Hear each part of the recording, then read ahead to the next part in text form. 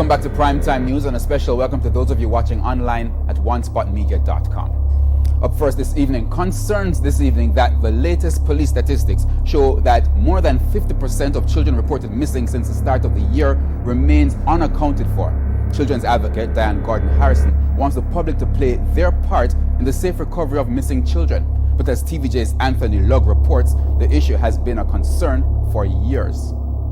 These are images of children who've been reported missing over the last few years. According to data received from the JCF's Corporate Communications Unit, between 2016 to 2019, over 5,800 children were reported missing. Of that number, more than 5,200 returned home. Also of concern is that of the 500 children unaccounted for between 2016 and 2019, only 20 were confirmed dead. Children's advocate Diane Gordon-Harrison says the numbers are startling but raised this caution. We find a lot of times that children who are still annotated as being missing are not in fact still missing. So we have a vast number of what I call a disconnect with the statistics and reality, because what happens, and it's natural and it happens in other societies as well, is that when little Tommy doesn't come home by a certain time, of course an alarm is made. But when little Tommy does come back, there isn't necessarily the follow-up by the home to go back to the authorities to say, okay, we've breathed a sigh of relief and little Tommy is in fact safe and sound.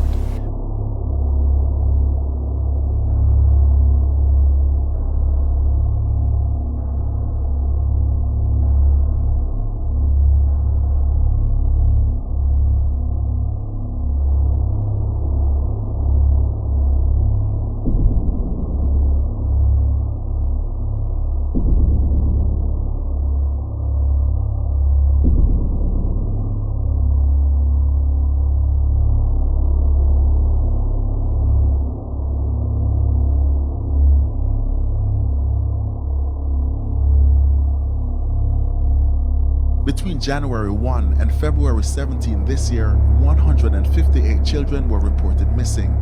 83 are still unaccounted for. This monument was erected in November 2008 in remembrance of children killed under tragic and violent circumstances. It all began with the name Ananda Dean, who was reported missing and then found dead. Since then, hundreds of names of children have been added to this monument, like the name Kemar McIntosh, Trevor Robinson, and Junior Brown. So far this year, 159 children have been reported missing. Of that number, 3 were confirmed dead. They are 10-year-old Rajon Brown, 11-year-old Mark Leslie, and 8-year-old Galen Buchanan. The police have been blamed for dragging their feet when the missing reports are made. 2 police came here, and when they came here, they said no statement was in the book about no little boy went missing or kidnapped. Nothing at all, because the police them take it in at them big head. But communications officer at JCF's Corporate Communications Unit, Deputy Superintendent Garrick, says efforts have been made to address some of the issues. She also believes the public has a part to play. And part of that is sharing information about the whereabouts of these children. Sharing the information, because that is critical. That is what caused the safe recovery.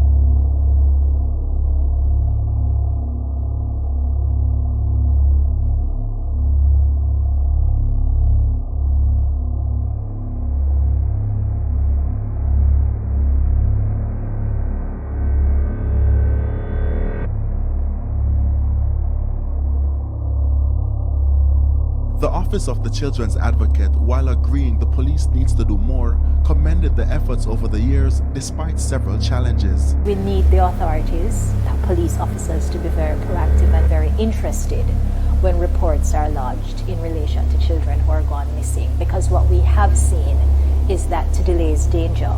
What we need, though, is for the home and the community to also play its part. When you have a child who's of a particular age not turning up at home at 3 o'clock, and the next time you think, okay, maybe we should go to the police, it's 10 p.m., that already means that you're getting the information to the authorities way too late. Anthony Lugg, TVJ News.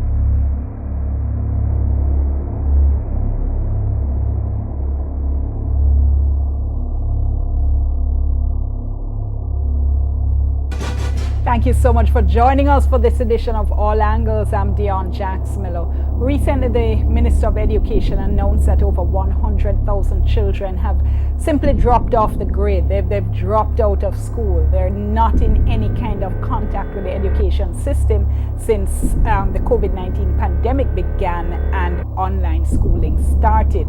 So in just a minute, we're going to speak to a teacher who has been seeing this with some of her students. Later on, we speak to some other stakeholders, including the Ministry of Education. And at the end of the program, we continue our All Angles flashback series to a program we did in 2014 when we looked at the murder of transgender teen Dwayne Jones. First, though, Kalisha Williams has this overview.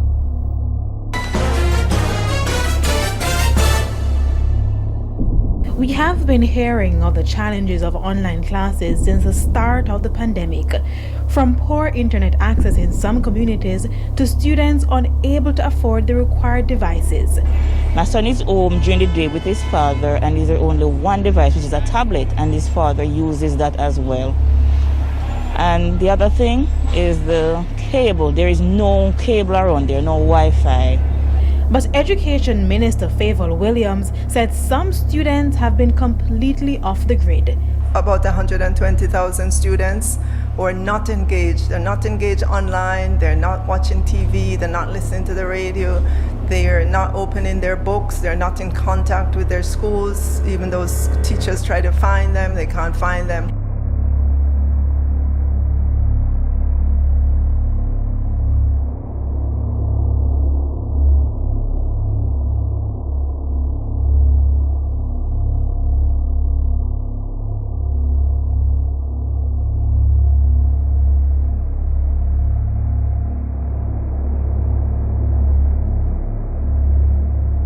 The Education Ministry was hoping its mobile intervention program, which allowed teachers to go into communities and conduct classes twice per week, would have helped. But as COVID cases spiked, the program was suspended. But as soon as we're able to, we will again, because we know that there are many challenges facing students and parents. We know that not everyone has proper connectivity, and even in cases where they do, they may not have the money for the data plans and so on.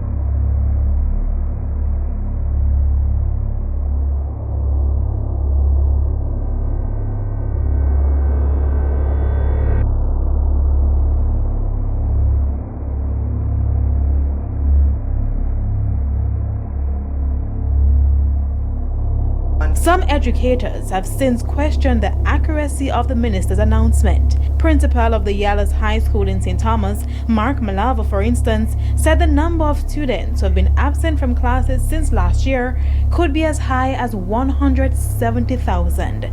From my perspective, I am back down to only being in contact with roughly about 40% of my students. In places like the United States, the number of students who have been missing from the classroom since the start of the pandemic has been alarming.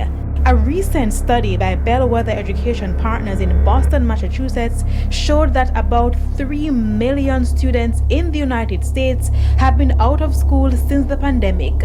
But due to limited data, it said the true figure could be significantly higher.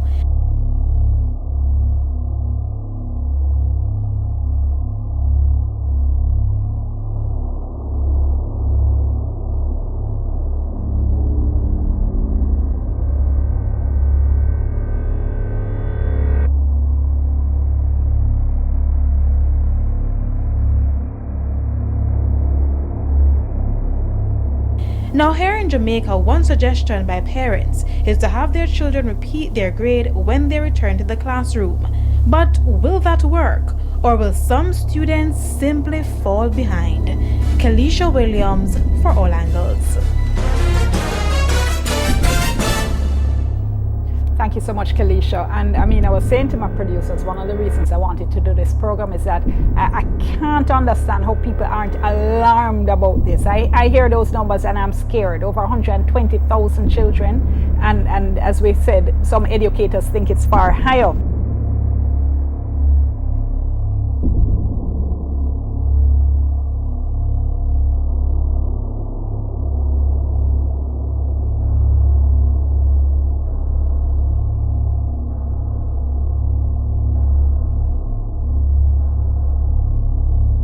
We have joining us in this segment of the program Charlene Lynch, who is a teacher at Wait a Bit Primary School in Trelawney. Now, we spoke to Miss Lynch first about a year ago, in fact, when she was telling us about the problems that some of her students were having in terms of online schooling, the problems the teachers were having. Miss Lynch, thank you so much for talking to us. Really appreciate it.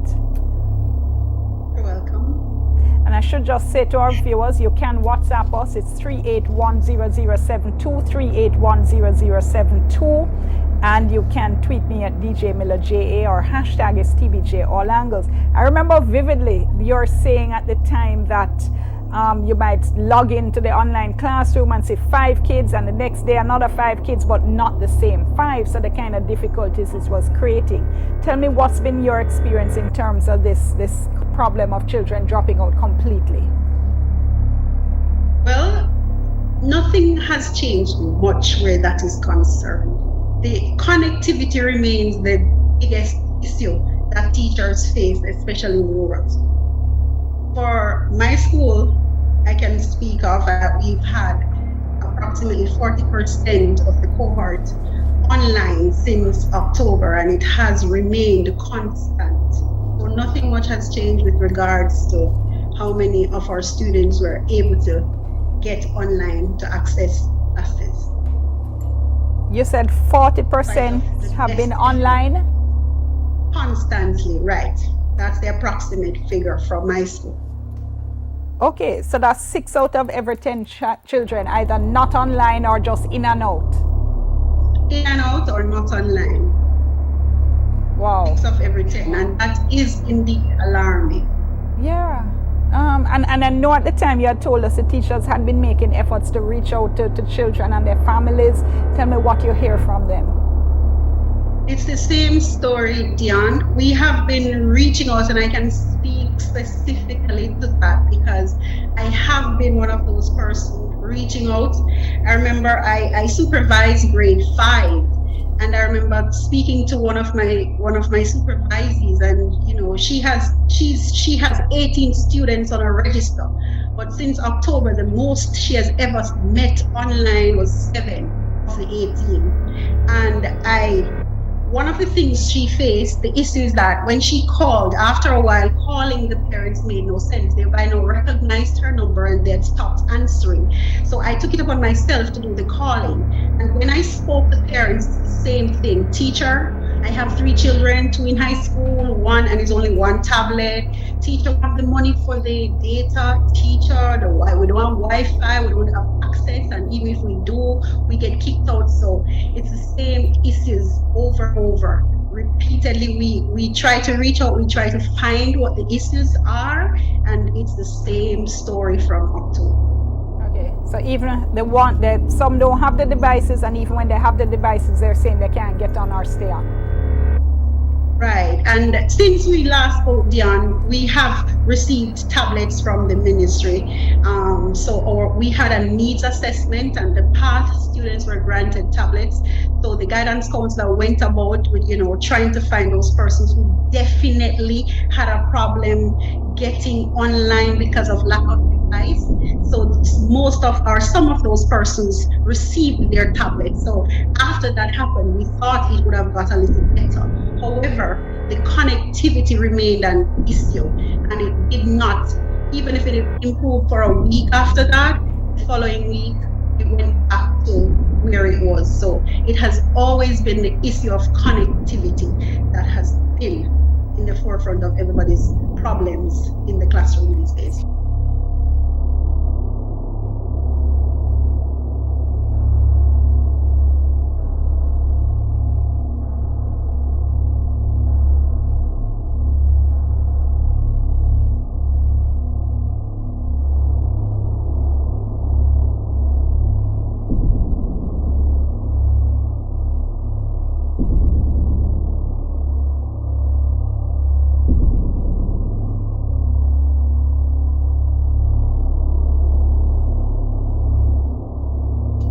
describe for me what a typical class might be like for you then, given the connectivity issues.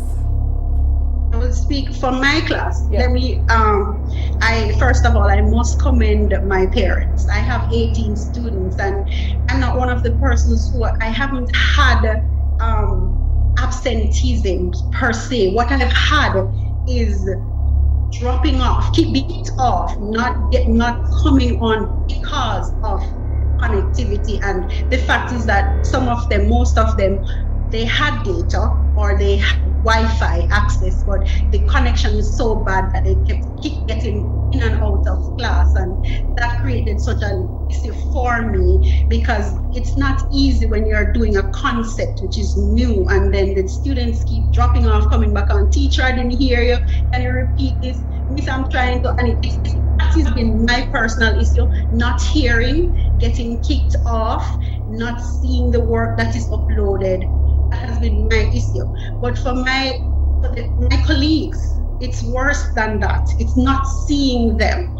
Recently, we went back to school the last couple of weeks, for 2 weeks, and some of the grade 6 teachers, there are 4 grade 6, they were seeing some of the students for the first time since October because of the face-to-face. So they've never met them online. So imagine how those teachers were feeling, because trying to prepare them for the exam and having never met them online, not even on WhatsApp, because we are on Google Meet, but we are trying to facilitate and accommodate our students. So we tried WhatsApp, and even that was an issue for some of these persons. So those are the issues that we have been, that's our reality. Yeah. And we've spoken to students, and they've expressed to us their extreme frustration, how hard it is to grasp the concepts you're trying to teach, and how hard it is to try to concentrate in an online environment generally, and then an online environment where you're always being kicked out, the screen is freezing, everything. So I've heard from the children themselves in terms of their own frustration.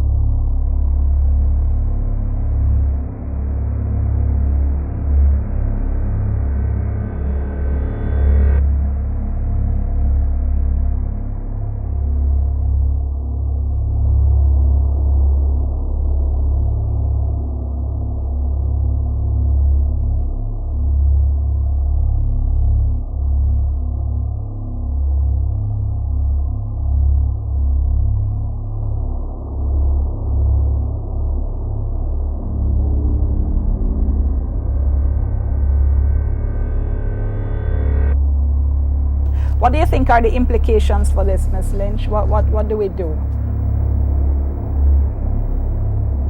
You think we're going to be able to get these kids back in the classroom? Okay, I think we may have lost Ms. Lynch. Same connectivity problem. There we go.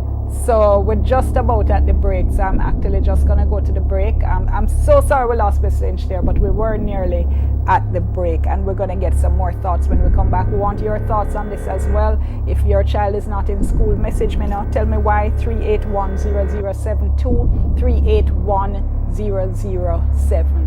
If you're frustrated with the online system, or if you're a student yourself, please just let us know. Give me your first name, give me a general location, and if you're a student, tell me your age and your grade. All right, we're going to the break. Our hashtag is TVJ All Angles. Soon come.